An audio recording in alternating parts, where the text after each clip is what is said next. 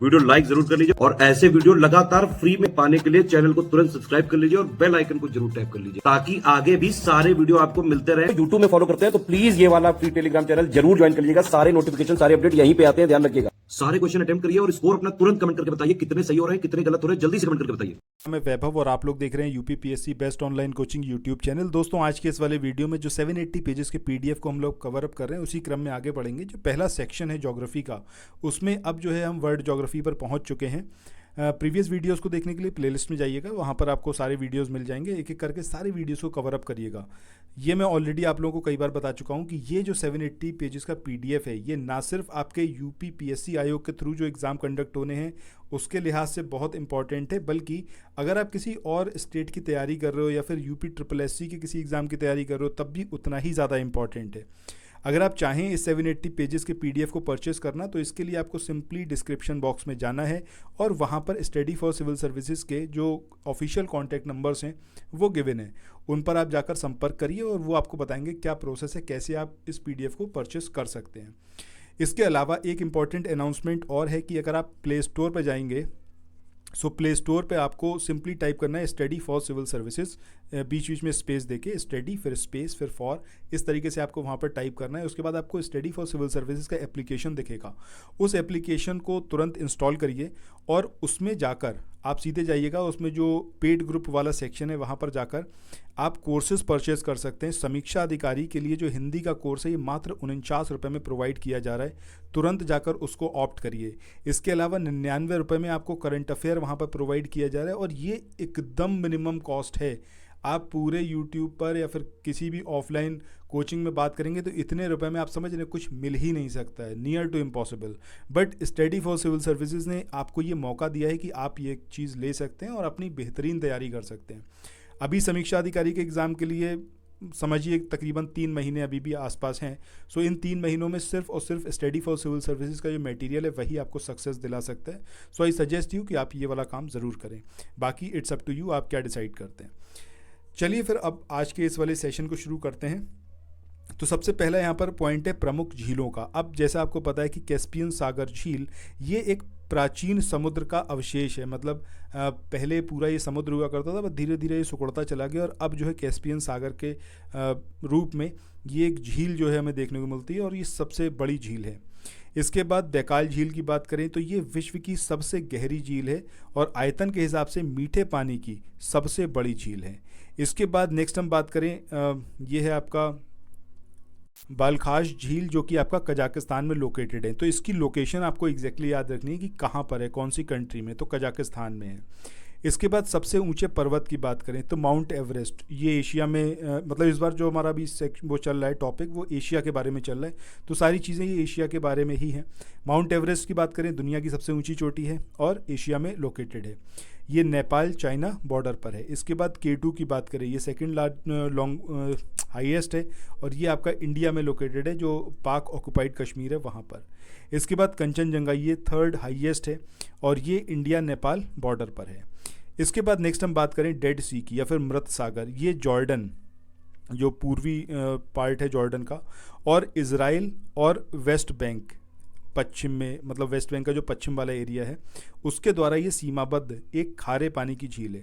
तो पहले तो आपको यही याद रखना है कि ये खारे पानी की झील है और कौन कौन सी कंट्री से बॉर्डर। आप लोग उत्तर प्रदेश पीसीएस की तैयारी कर रहे हैं, आप आरओ की तैयारी करना चाहते हैं, बीईओ की तैयारी करना चाहते हैं, इन तीनों एग्जाम की अगर आप तैयारी करने चाहते हैं तो स्टडी फॉर सिविल सर्विसेज के कोर्सेज को आप ज्वाइन कर सकते हैं कंप्लीट तैयारी के लिए।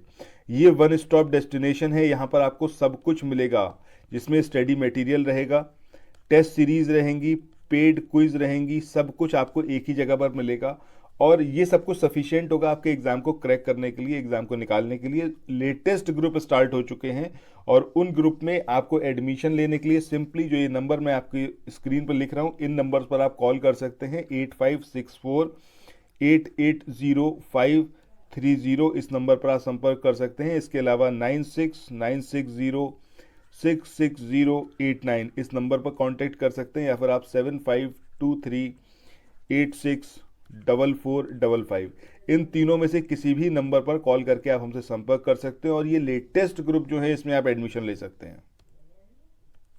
बॉर्डर इसका साझा होता है जॉर्डन से, इजराइल से, ठीक है, और वेस्ट बैंक। इसके बाद नेक्स्ट पॉइंट की बात करें कि यह जॉर्डन भ्रंश घाटी में स्थित है और इसकी मुख्य सहायक नदी ये कौन सी है आपकी, जॉर्डन रिवर है। इसके बाद नेक्स्ट पॉइंट की बात करें, यह विश्व की सबसे गहरी अत्यधिक खारे पानी की झील है। अगला पॉइंट है कि मृत सागर के पश्चिम में जुडियान पर्वत जो निम्न तीव्रता से ऊपर उठते प्रतीत होते हैं, तथा पूर्व में अगर हम बात करें तो पूर्व के पहाड़ों की ऊंचाई की तुलना में इनकी ऊंचाई बहुत कम है, ठीक है। तो ये जुडियान पर्वत, इसको बारे में भी याद रखना है कि ये आपका मृत सागर के वेस्ट में लोकेटेड है। इसके बाद अगले पॉइंट की बात करते हैं, ये आपका गलील सागर, इसको तिब्रियाल झील भी बोला जाता है। ये जो आप यहाँ पर देख रहे हो ये है आपका सी ऑफ गलील। अब ये जो गलील सागर है या फिर इसको तिब्रियास झील भी बोला जाता है, ये है आपका मीठे पानी की झील और समुद्र तल से लगभग 209 मीटर नीचे है ये, तथा पृथ्वी पर विश्व की दूसरी सबसे गहरी झील है ये मृत सागर के बाद। इसके बाद अगले पॉइंट की बात करें तो झील जो है ये उत्तरी इजराइल में कब्जे वाले गोलन हाइट्स है और जो गलील क्षेत्र है उसके बीच में ये लोकेटेड है। अगला पॉइंट है कि ये इजराइल की सबसे बड़ी मीठे पानी की मतलब जलराशि है। नेक्स्ट पॉइंट की बात करें, इसे भूमिगत झरनों से पानी मिलता है, लेकिन इसका प्रमुख स्रोत कौन सा है आपका, जॉर्डन की रिवर। सो अभी आपको याद रखना है कि जॉर्डन रिवर जो है वो मेन स्रोत है सी ऑफ गलील का। गलील ये जॉर्डन झील मतलब इसमें बहती है। और इसके बाद नेक्स्ट जो पॉइंट है कि ये फिर जो है मृत सागर में गिरने से पहले निष्कासित हो जाती है। मृत सागर की भूमि को जो है वो भूमि पर सबसे खारा और सबसे निचला बिंदु माना जाता है। इसके बाद नेक्स्ट हम बात करते हैं भूमध्य सागर की। ये भी आपका एशिया में ही लोकेटेड है और अंतर महाद्वीपीय सागर है जो पश्चिम में अटलांटिक महासागर से लेके पूर्व में एशिया तक ये फैला हुआ है और ये यूरोप को अफ्रीका से सेपरेट करता है।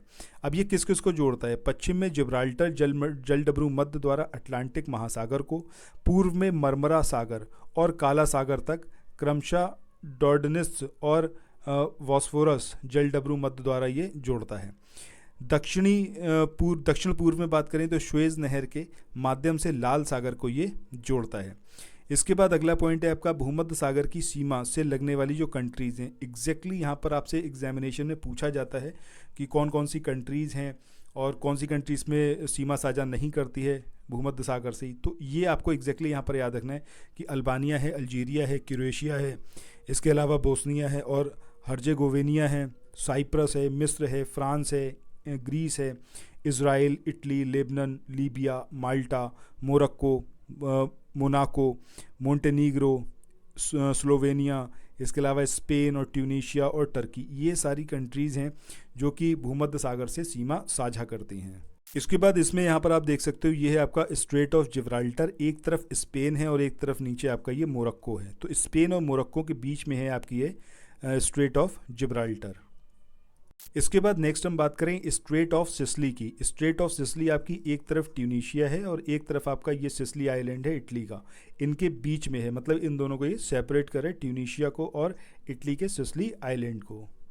इसके बाद आगे हम बात करते हैं गोलन हाइट्स की। गोलन हाइट्स जिसे गोलन पठार भी कहा जाता है एक पर्वतीय क्षेत्र है और ये पश्चिम में जॉर्डन नदी और गलील सागर और उत्तर में हेमोन पर्वत से घिरा हुआ है। ये है आपका गोलन हाइट्स।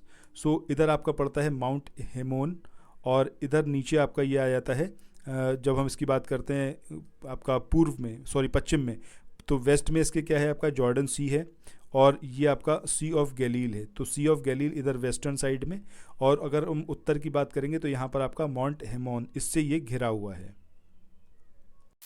इसके बाद आगे हम बात करते हैं काला सागर या फिर ब्लैक सी की। तो काला सागर ये आपका बाल्कान प्रायद्वीप दक्षिण पूर्व यूरोप में जो लोकेटेड है उसके पूर्व में ये स्थित है, ठीक है। सो ये जो काला सागर है आपका बाल्कान प्रायद्वीप के पूर्व में स्थित है। काला सागर पूर्वी यूरोप और पूर्वी यूरोपीय मैदान के दक्षिण में लोकेटेड है। काला सागर कार्केशस के पश्चिम में स्थित है। इसके बारे में ये सारे पॉइंट याद रखने हैं। काला सागर पश्चिम एशिया में अनातोलिया जो कि टर्की है उसके उत्तर में लोकेटेड है।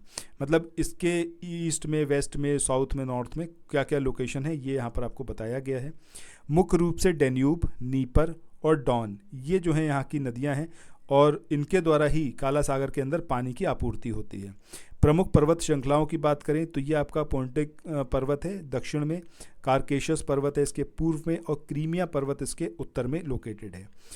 तट के महत्वपूर्ण शहरों की बात करें तो इस्तांबुल है, अंडेसा है, वर्ना है और सैमसन है, सोची है, सेवास्तोपोल है, इसके अलावा आपका कोंस्टार्ड है, ट्रेबजोन है और नोवोरोसियस्क है। ठीक है, इसके अलावा बरगास है, बटूमी है। ये सारे इसके जो तट के महत्वपूर्ण शहर हैं। इसमें इस्तांबुल तो मेनली आपको पता होना चाहिए, सैमसन याद रखिएगा। ठीक है, इसके बाद नेक्स्ट पॉइंट की बात करें तो काला सागर की सीमा से लगे जो देश हैं ये कौन कौन से हैं? बुल्गारिया है, जॉर्जिया है, रोमानिया है, रशिया है, टर्की है और यूक्रेन है। इनको ऐसे ही आपको याद रखना है, बहुत इंपॉर्टेंट है। अगला पॉइंट है कि यह अंततः टर्की का जो जल डमरू मध्य है और एजियन सागर है उसके रास्ते जो है भूमध्य सागर में जाकर जुड़ जाता है। तो ये है आपका ब्लैक सी। सो ब्लैक सी की यहाँ पर हम बात करें तो कंट्री आपकी यूक्रेन है, रशिया है, इसके अलावा आपका ये जो रोमानिया पड़ता है। एग्जामिनेशन में मोल्डिविया के बारे में अक्सर आता है, बट ये जो है बॉर्डर शेयर नहीं करता, ये चीज़ याद रखिएगा। बुल्गारिया बॉर्डर शेयर कर रहा है, इधर ग्रीस इसके साथ बॉर्डर शेयर करता है।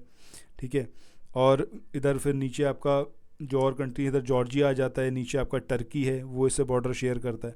सो इस तरीके से 6 वो कंट्री हैं जो कि बॉर्डर इसके साथ में शेयर करती हैं, बुल्गारिया, जॉर्जिया, रोमानिया, रूस, टर्की और यूक्रेन। ठीक है, ग्रीस मैंने बोला था, ग्रीस नहीं है। ठीक है, इधर रोमानिया है। चलो इसके बाद फिर आगे इसमें देखते हैं हम लोग मरमरा सागर की बात करते हैं। सो ये जो मरमरा सागर है इसके बारे में आपको जो याद रखना है कि ये एक अंतर्देशीय समुद्र है जो टर्की के एशियाई और यूरोपीय भागों को अलग करता है, और ये काला सागर और भूमध्य सागर के मध्य एक संक्रमण क्षेत्र के रूप में अस्तित्व में है, और यह निम्नलिखित के माध्यम से जो है वो जुड़ा हुआ है। काला सागर के साथ उत्तर पूर्व में बॉस्फोरस जो जलडमरू मध्य है उससे, एजियन सागर के साथ में दक्षिण पश्चिम में डजनिस से, और बोस्फोरस और डडनिस जलडमरू मध्य के साथ मरमरा सागर टर्की जलडमरू मध्य प्रणाली का एक भाग बनाता है या फिर बनता है। उत्तरी अनातोलिया फॉल्ट भी जो है वो आपका मरमरा सागर के नीचे लोकेटेड है, और इस क्षेत्र में कई बड़े भूकंप के कारण जो है यहाँ पर होते रहते हैं, मतलब भूकंप यहाँ पर आता रहता है। और यह एशिया और रशिया के पश्चिमी भाग से यूरोप में पेट्रोलियम और प्राकृतिक गैस के परिवहन के लिए एक महत्वपूर्ण नौवहन जलमार्ग के रूप में उपयोग में लाया जाता है। मरमरा सागर के किनारे स्थित जो महत्वपूर्ण तटीय कस्बे और शहर हैं उसमें इस्तांबुल है, इज़्मित है, इसके अलावा आपका बालिकेसिर है, यालोवा है, टेकिरदाग है, वर्षा है और कानाक्ते है। ये इम्पॉर्टेंट यहाँ पर जो कस्बे और शहर हैं उनके बारे में है। मरमरा द्वीप ये टर्की का दूसरा सबसे बड़ा आइलैंड होने के साथ साथ मरमरा सागर का भी सबसे बड़ा द्वीप है, और यह द्वीप संगमरमर का भी एक समृद्ध स्रोत है। तो ये पॉइंट काफ़ी ज़्यादा इंपॉर्टेंट है मरमरा सागर के बारे में, तो याद रखिएगा। सो दोस्तों अब आज के इस वाले सेशन को यहीं पर एंड करते हैं, फिर मिलते हैं नेक्स्ट वीडियो में। तब तक आप लोग जो है प्ले स्टोर से जाकर application study for civil services का ज़रूर इंस्टॉल करिए, और अगर आप लोग चाहते हैं इस PDF को परचेस करना तो इसके लिए स्टडी फॉर सिविल सर्विसेज की जो ऑफिशियल कॉन्टैक्ट नंबर है उस पर बात कर लीजिए। तो थैंक्स फॉर वॉचिंग, फिर मिलते हैं नेक्स्ट वीडियो में, बाय बाय।